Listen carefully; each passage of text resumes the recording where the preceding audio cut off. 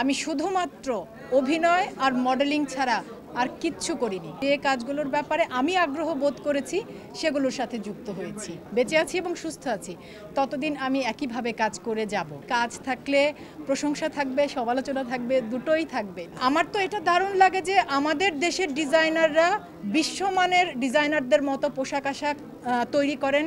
সমাদৃত হওয়া না হওয়া এই সব বিষয়গুলোই আপেক্ষিক। যেটা অন্যদের হাতে, ওটা নিয়ে আমি ভেবে সময় নষ্ট করতে চাই না।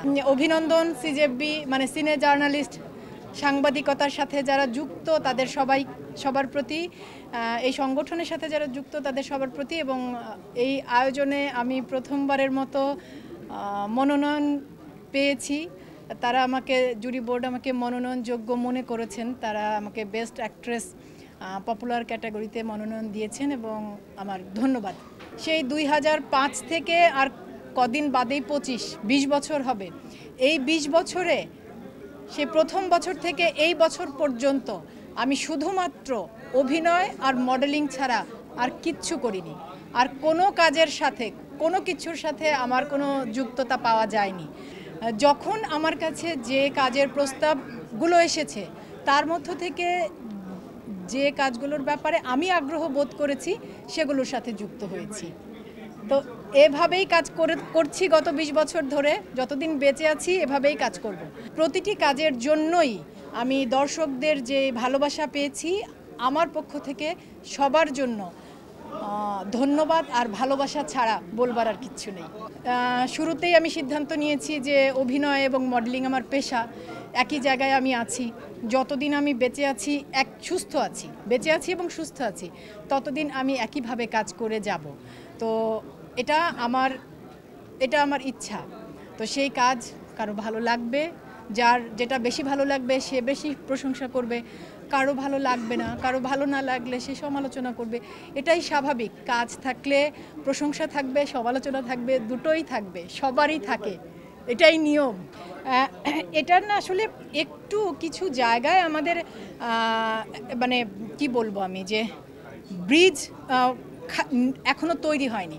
যেমন আমাদের ইন্ডাস্ট্রিতে র্যাম্প মডেলিং, ফ্যাশন শো বলে একটা সেক্টর আছে এবং আপনারা জানেন যারা র্যাম্প মডেল হিসেবে কাজ করে তারা বিভিন্ন রকমের মানে আমাদের ইস্টার্ন পোশাক, ওয়েস্টার্ন পোশাক, সব রকমের পোশাক পরে।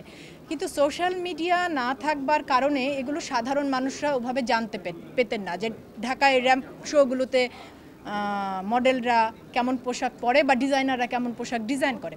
আপনি যে প্রশ্নটা করেছেন আমি বুঝেছি যে ধরেন আমি যে কটি শ্যুট গত 2 বছরে করেছি, প্রত্যেকটি ডিজাইনার আমাদের দেশি ডিজাইনার, আমাদের দেশে প্রতিষ্ঠিত ডিজাইনার হিসেবে তারা কাজ করছেন এবং বেশিরভাগই নারী, আমার থেকে বয়সে ছোট।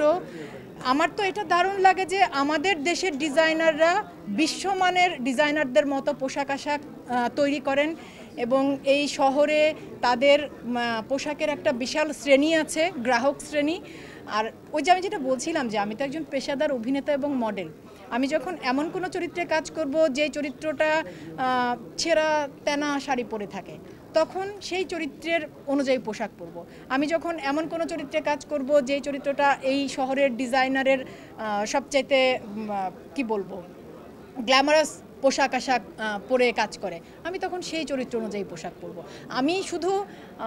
আমি শুধু কি বলবো, মানে আমাকে দিয়ে দেখতে পাওয়া যাচ্ছে যে একটা দেশে, আমি এটা এই জন্য বললাম, এই ডিজাইনারগুলো এই দেশের ডিজাইনার, তাদের হাউস এই শহরে প্রতিষ্ঠিত, তাদের কাস্টমার এই শহরে আছে, তাদের পোশাক এই শহরের মানুষ পরে।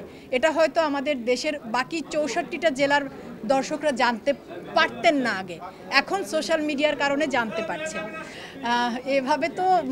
এভাবে কি ভাবা যায়, এভাবে কি বলা যায়? আমি তো মনে করি যে আমি আসলে অভিনয় করবার চেষ্টা করে যাচ্ছি মাত্র।